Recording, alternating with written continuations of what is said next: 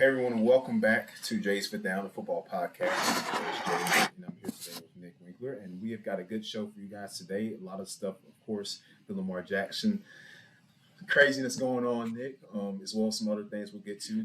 Before we get to that, thanks for coming on, man. Yeah, my pleasure. I mean, the NFL never stops, right? So we could do this. You could do a podcast every day if you need to, and there's always something that could fill the void. Always. So as I mentioned, Lamar Jackson. I mean, we all know this has been going on for some while now. Like him and the Ravens are not, on the same page. He feels like, he should be getting paid something that they're not going to pay him, or they haven't paid him yet. And now we got news that came out yesterday that, first off, like Meek Mill's texting Robert Kraft like he wants to go to that Lamar wants to go to the Patriots, and then you got like it's a bunch of craziness going on. So I want to hear your thoughts on all of this mess.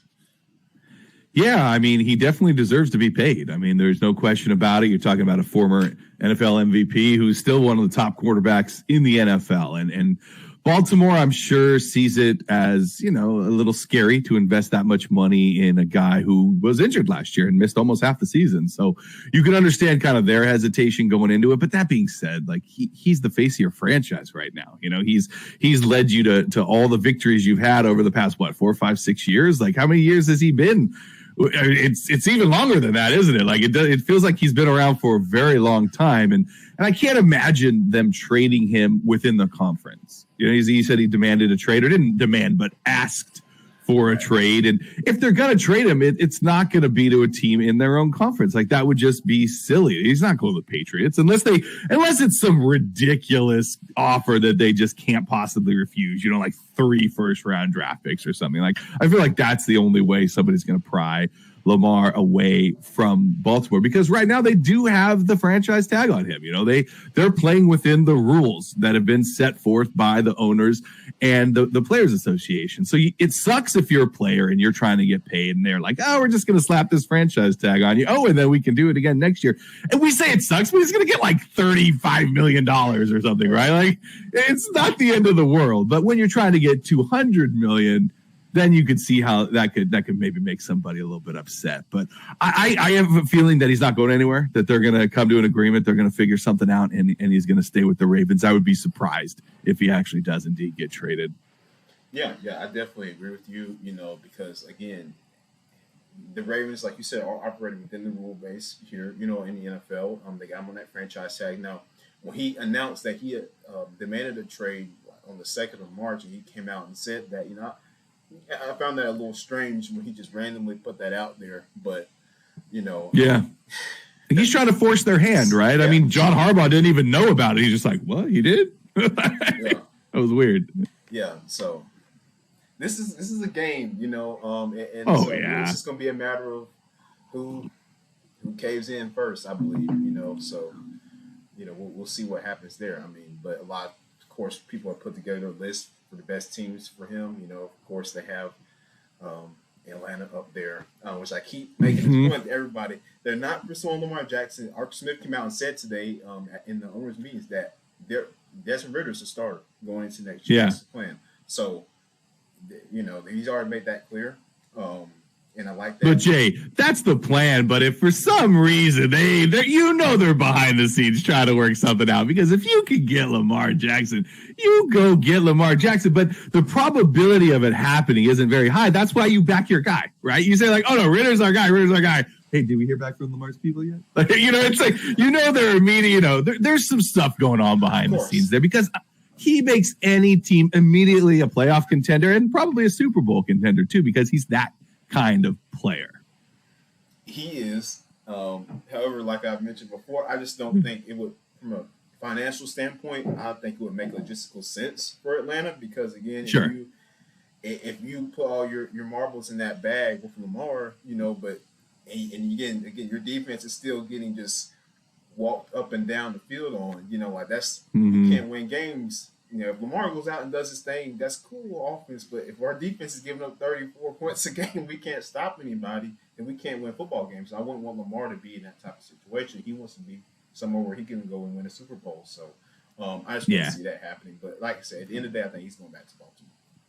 Yeah, I agree. I mean, Atlanta is in rebuild mode. You know, they're just getting rid of all that dead money from Julio Jones and Matt Ryan. And so they are in rebuild mode. So it would be a little bit odd to give up a bunch of first round picks to bring in, you know, a quarterback when you may not have all the other pieces in place. Yeah, absolutely agree. Yeah. So, yeah, I just thought that was strange. Then, of course, you got a rapper texting Robert Kraft. He wants to, I'm like, man, that's like, just. Is he a Patriots fan? Is that why he's doing that? I assume so. I don't know if Meek Mill. I didn't know he was a Patriots fan. I didn't know. But he apparently the news reports that he texted Robert Kraft that Lamar wants to play in New England, and then Robert Kraft said that's up to Bill Belichick to make that decision. But I don't know. That's why I don't see that happening either. Yeah. You don't believe everything you see real on the internet. No. Lessons. No. Yes, exactly. So another quarterback drama story we got going on, of course, Aaron Rodgers. We talk about it every single year. Him and the Jets and the Packers are kind of at a standstill right now for some reason. Nick, I don't know. Like, this has been going on like the last month or so. We've heard about Rodgers come on. He said, "Hey, I want to play for the Jets." Okay, we think a deal's going to get done. The deal hasn't gotten done. So what do you think is holding everything up? Well, I think it's the fact that he announced it, right? I mean, once you throw that out there, then the public knows that that's what he wants, and then the Jets want it, and then the Packers can be like, well, you want this to happen? I'm going to need this, and this. And they're like, well, we can give you this, that, and that. But all those other things are crazy. And they're like, well, then we'll just sit here. I mean, for the Packers, yeah, they can get some stuff for him, right? That'd be great.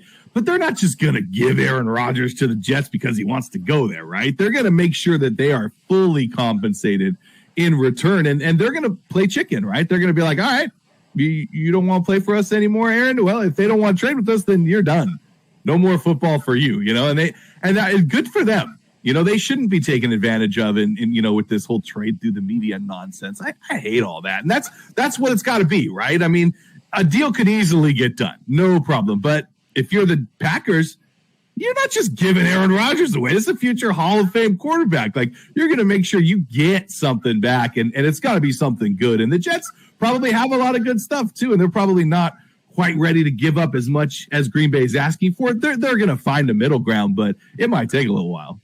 Yeah. So apparently, it's at a standstill. The Jets want protection with the 2025 pick because they feel that Rodgers they don't want him to just come there for a year and then retire, and then they're in a bad place. So apparently that's kind of what's holding everything up. Like, New York is like, okay, we want some compensation in the situation that Rodgers does decide to retire. Right. Or we don't want to just be left high and dry. And Green Bay is like, well, we don't really want to do that. So it's like, Green Bay doesn't want to go out and help New York in any way, right? If they trade Rodgers, they're going to do it to make their team better, period. Yeah. I mean, at the end of the day, yeah. So it's going to be a matter of when that's going to happen. I mean, how long it's going to take, we don't know. But, or if, right? It's possible that it doesn't. Yeah. And he goes back you never know. Green Bay, or he retires. Or he's done, yeah. Yeah, so it'll be interesting to see. I just feel like every offseason, man, it's always something with Aaron Rodgers. A perennial Hall of Famer, but at the same time, he just can't. It's just like it's something every year. Yeah, he likes the attention. He loves it. I mean, the Pat McAfee show and Aaron Rodgers, just like shout out to those guys. So they do a great job. But yeah, man. So I think so if Rodgers does leave Green Bay, do you think Jordan? Well, he wouldn't have a choice, but do you think he'd be ready to step up? Yeah, I mean, we've only seen him in limited sample size, right? But he's looked good. I mean, he hasn't looked great. He hasn't looked like, the next Lamar Jackson or anything like that. But he's looked serviceable. I think if you kind of build an offense around him and his skill set, I think that that Green Bay could definitely make a splash at least in the NFC North there with Love is their quarterback because you've seen it. There were a couple games where he's come in, or there was a game where he started, I believe, last year. Rodgers were hurt or something, and he looked good. I think I picked him up in one fantasy league where I needed a quarterback, and I started him, and he's like, all right, he got me some points. This works.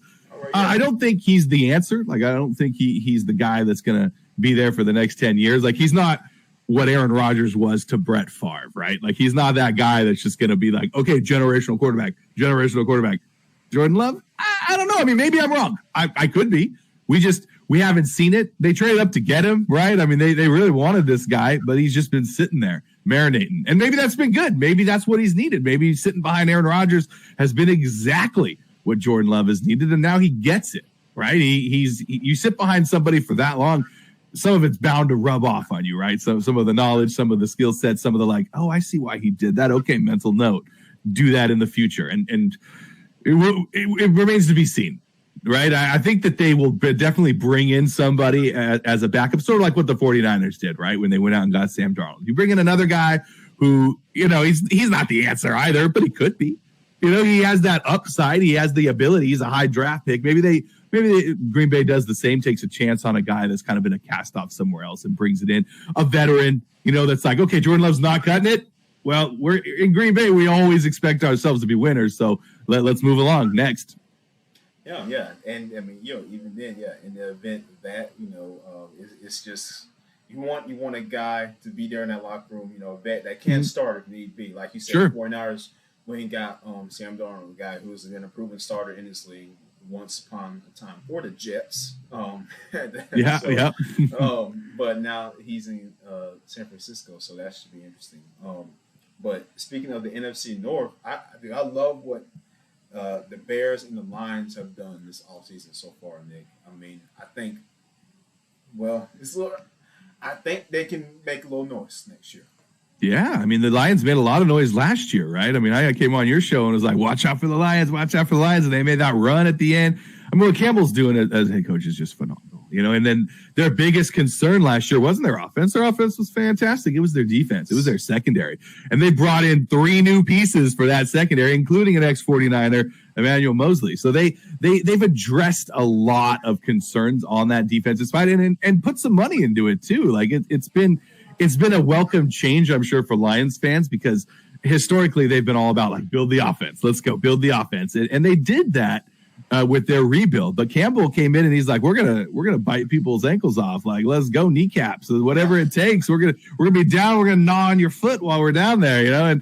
And they looked good last year. And they were 1 win away from actually making it into the playoffs. And look out, they're probably going to make the playoffs this season. If I had to pick a contender right now in the NFC North to be like number 1, I know that the Vikings had a pretty good year last year, but I just think that they're so over the cap. There's going to be some more moves coming, and that team's going to look a whole lot different. I really like what Detroit's doing, and obviously Chicago has been doing great too. Collecting some picks and see what they do with that, and you go out and you get DJ Moore, which is an offensive weapon, that they could utilize there with Justin Fields, who really took a huge step forward last year. So, those are 2 teams that the NFC should really take notice for and really be on the lookout for. Yeah, I agree. You mentioned DJ Moore, getting him in that Carolina trade, and they got Tremaine Edmonds from the Bills. Yes, big, huge. Huge, man. He's a beast.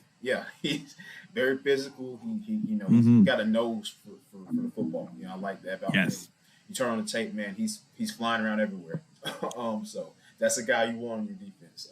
Especially after you lose a guy like Roquan Smith. So, right. But yeah, I like what they're both doing. I think it's going to be interesting. I heard that John Lynch has announced pretty much that Brock Purdy has earned that starting spot so far in owners' meetings. So. I mean, we all knew that pretty much. He should have got that spot, right? I mean, dude. I mean, if you watch the football games, you saw it, right? I mean, you saw Brock Purdy. He looked good. He understood the offense. He knew where to go with the football. He had the confidence to make the throws, and he made the throws. And the biggest thing up until the NFC Championship game is he stayed healthy, and that is the number 1 ability is availability, and that has been Trey Lance's Achilles. Really, has been that he hasn't been able to stay on the field, and he's going to get a good shot. During camps and during the beginning of training camp is Brock Purdy's not going to be out there. They're going to start a throwing program for him in 3 months. And Kyle Shanahan, said, oh yeah, he should be throwing in 6 months, but you never know, this and that. So you're going to see a lot of Trey Lance, and you might see Trey Lance starting early in the season. You might even see Sam Darnold starting early in the season because he beats out Trey Lance. It's going to be an open competition. But when Brock Purdy comes back, that is Brock Purdy's team. If he comes back and he can still make the same throws and he's still the same guy and he's healthy, they're going to give him the reins because of what he proved last year. He proved that he could be a starter in the NFL. He could win football games, and he could just get it done flat out. Sam Darnold hasn't proven that. Trey Lance hasn't proven that. So once you prove it in the NFL, they're going to give you another chance to go back and prove it again. And I hope Trey Lance comes out hot, and I hope that it is a quarterback. I hope there's a controversy a little bit when Purdy comes back, because that's good news for the 49ers. And all that being said, I wouldn't be shocked if Trey Lance is traded. I mean, honestly, they feel very confident in Sam Darnold, who would be a backup for Brock Purdy. The 49ers need some draft picks. They don't pick until the third round.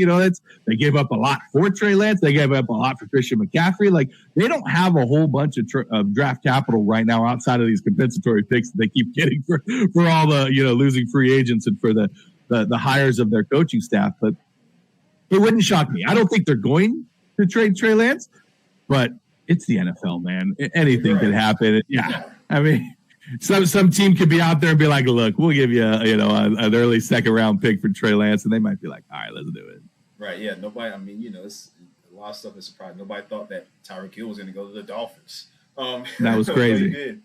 I mean, and they're doing well. I expect them to be, for sure, competing definitely in the AFC East along with Buffalo, and New York. If they get Aaron Rodgers, if not, well, then yes, you're on with Zach Wilson next year. Yeah.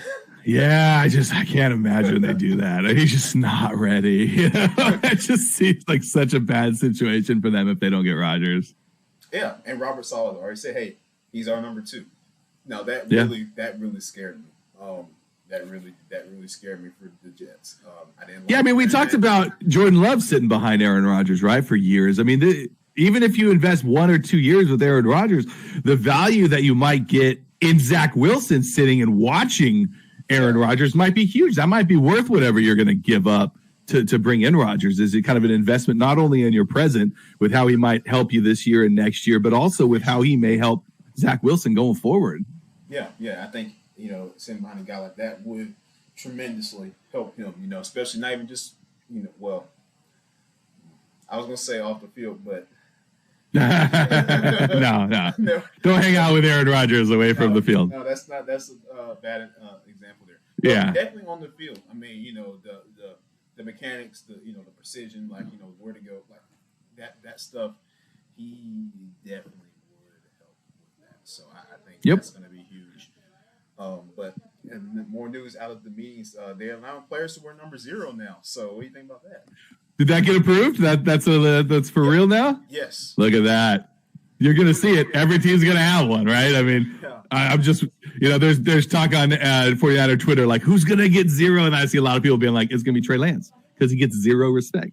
I'm like, I see what you did there. Okay. Wow, that is cold, man. That is cold. Ice cold. Why not, right? Let him wear 0. It's fine. You're right. I mean, it could be true, but like I said, I think that's going to be pretty interesting to see these players. I know a lot of people are going to be changing their numbers, so I know that for sure. Right. I mean, technically 0 is not a number, right? It's the absence of numbers. It depends on where you go. Is it a number? Is it not a number? We don't know. Right. I mean, you see in NBA, math people out there right now going crazy for this. They're like, it can't be a number. 0 is not a number. Hey, it's been approved, so we know that for sure. It'll be fun to see. That's I expect a lot more news to come out of these meetings. A lot of teams sending these proposals in for things to happen. Is there anything you like to see changed? I hope that they fix the roughing the passer stuff. I hope they really make that reviewable again. That would be great to see. And just more things reviewable. It's infuriating when you see a play that something happened that shouldn't, and they're like, oh, you can't review that. It's like, well, why not? We have the video. Everybody can see it. Like, me, I really would like to see an eye in the sky kind of thing. I don't know if you've caught any of the XFL, but I really like what they're doing when they're actually showing the people too, like talking about the reviews as they're happening. Like, make it transparent. Let everybody see what's happening and review anything that you see that didn't happen, that was wrong, like they should be able to fix that. I mean, it start as a 49er fan, with what happened at the beginning of that game against the Eagles with the no catch that was called a catch, and they didn't throw the flag fast enough. Like, that should have been stopped. They should have talked about it. It should have been brought back. That's the kind of stuff if you have the technology to get the plays right and you're only going to get some of the plays right, that doesn't make sense to me. Like, get everything right. That's it. Get it right. Right. Get it right. I really would like to see them even, make it challengeable. Sure. Because a lot of teams have been pushing for that. They want that the roughing the passer should be able to challenge, like how they did with the pass interference a couple years ago. Yep. Except it didn't hold up. But hopefully, this. I said this before. I'll say it again, Jay. Any NFL fan has never said, this game's too long. Like, they're worried about, if we review every play, games are going to take too long. No, we love watching football. We'll sit and watch. Make sure you get it right. Like, it's the opposite of what baseball is going through right now, right? Where they're like, we got to quicken up these games, blah, blah, blah. NFL is the opposite. They can make more money on this because it's more commercials. They can sell more ad time. Like, I just feel like this is an opportunity to get things right for the NFL, and they should really, take that opportunity and seize it. Yeah, I agree. I mean, it's more football. Everybody, it's more football. Who's going to complain about more football? And it's right football. It's get it right. Yeah, let's get it right. So that's something that I definitely want to see change too. The roughing the passer, because my team got screwed in the game because of that against the Bucks last year. Yep. Oh yeah, the Tom Brady rule. Yes, they should call it. Yes, the Tom the Brady. I'm trying to think about don't touch Brady rule. Yeah, the don't touch Brady. Yeah. No touch Brady. There it is. Let's can we actually implement that into the 15-yard penalty? He touched Tom Brady. Right. Like him, like name it after him. So you're right. But yeah, that's gonna be pretty cool. But my last little thing here, Nick, before we go off, man, is, of course, we're getting closer to the draft. We've got a chance to see everybody at the combine, everything, pro days. A lot of talk is going on about Anthony Richardson.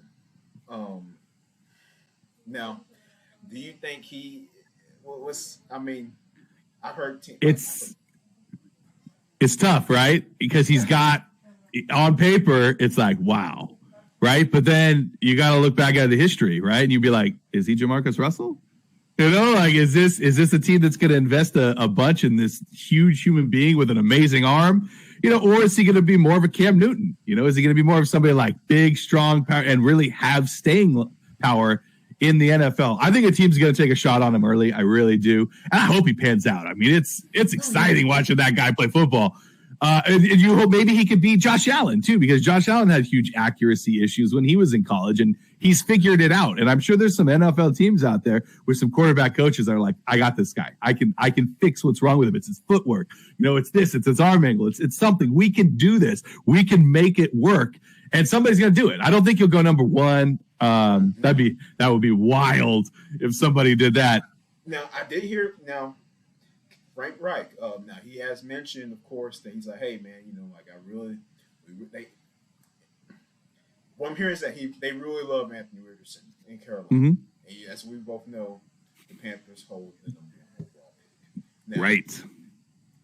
Nick. But maybe you just say that so that somebody else wants to trade up with you who actually wants him. Yeah. Right. But I swear, they better not take Anthony Richardson. They better not.